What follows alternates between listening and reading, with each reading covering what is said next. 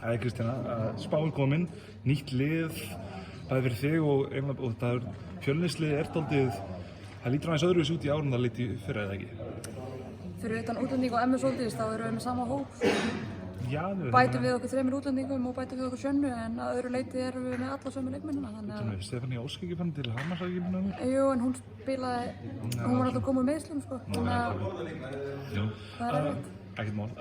Þið eruð deildarmeistarar frá því í fyrra, spáðs 5. sæti núna og voruð inn í og duttu út úr úrslitakeppni í undanúrslitunum fyrra.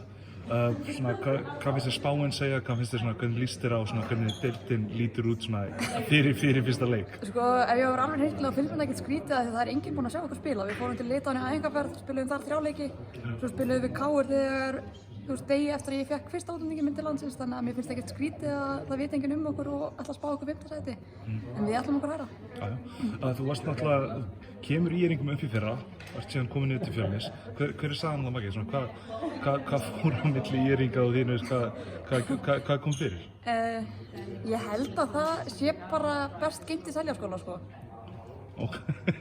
Alltaf lega, ég næði ekki að græðast fyrir það. Er eitthvað sem þú sérstaklega spennt fyrir einhverjar viðuregnir, einhver lið sem þú ertu spennt fyrir að hitta íringa til dæmis? Já, það ekki. Verður maður ekki að vera spenntur fyrir því? Það eru alltaf að fara að koma til að berjast, þannig að það verður góður leikur. Annar leikur en okkar.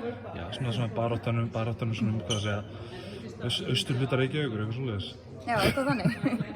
Alltaf lega, takk fyrir þetta. Takk.